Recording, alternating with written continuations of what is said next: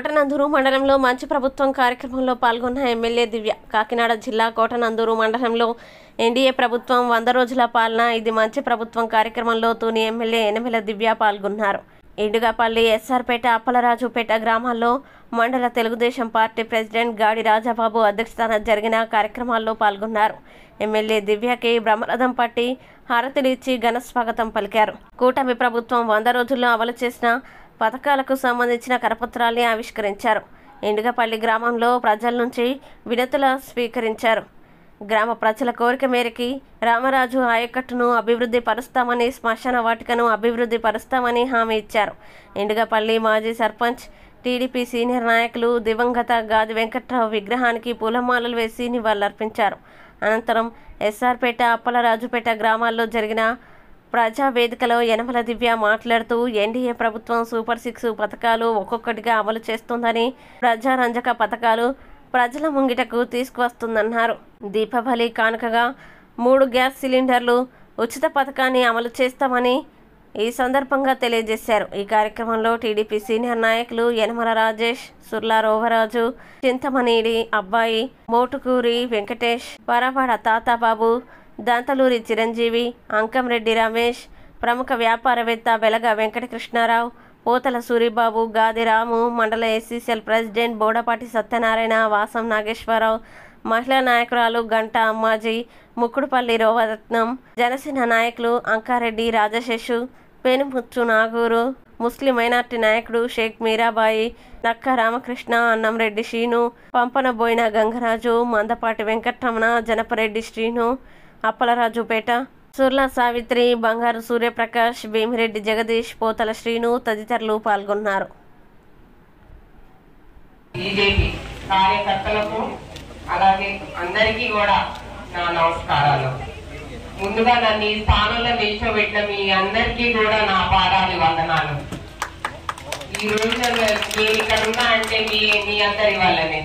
ఇవాళ మన కూటమి ప్రభుత్వం 100 రోజుల మైలుగా దాటింది. ఈ 100 రోజుల్లో 100కు పైగా అభివృద్ధి సంక్షేమం పథకాలు ఎన్నో ప్రవేశపెట్టి ఎన్నో మంచి పనులు చేసి మీ అందరితోటి ఇది మంచి ప్రభుత్వం అన్న మాట మీ అందరితో అనిపించుకుంది. ఇప్పటికే పెద్దలు కూడా అందరు చాలా మంది చాలా మంచి విషయాలు చెప్పారు. ప్రభుత్వం చేపట్టిన పనులందరూ చెప్పారు. కాబట్టి మీ సమాధానం నాకు కావాలి. మీరందరూ ఒక్కసారిగా ఇది మంచి ప్రభుత్వం అని మీరందరూ ఒకసారిగా చెప్తే అక్కడ టీడీపీ ఆఫీస్ లో ఇవ్వాలి. మీరందరూ ఒకసారి చెప్పండి, ఇది మంచి ప్రభుత్వం అని. ఇంకొకసారి ఇంకా గట్టిగా. Thank you very much.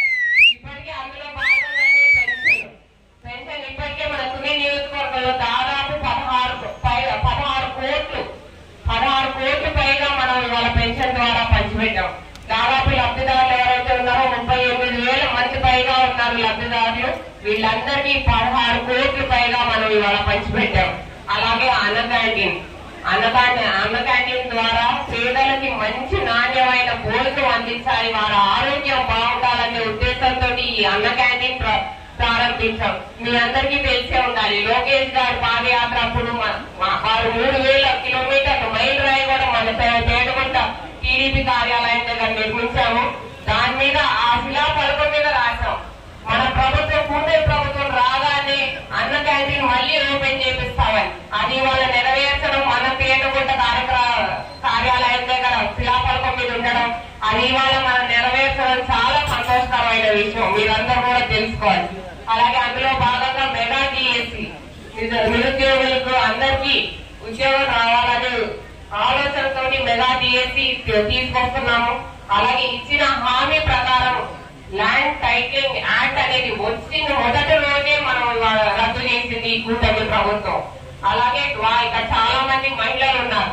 డ్వాక్రా మహిళలకు కూడా వడ్డీ లేని రుణాలు 5 లక్షల నుంచి 10 లక్షల వరకు తీసుకునేలాగా వడ్డీ లేని రుణాలు మేము మంజూరు చేస్తున్నాము.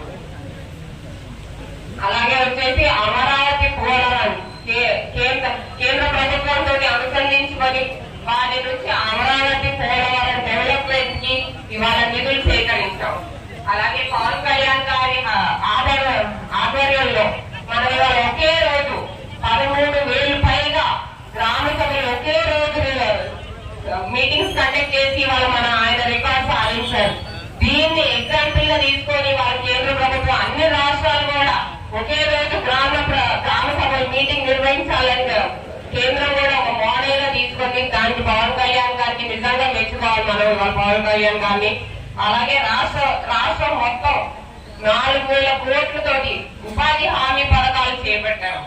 ఇంకా మన తుని నియోజకవర్గంలోకి వస్తే 15 కోట్లతోటి NRGS వర్క్స్ చేపట్టాం. ఇందులో భాగంగానే ప్రతి గ్రామానికి మేము డబ్బులు NRGS ఫండ్స్ అయితే 15 కోట్లు ఎవరికైతే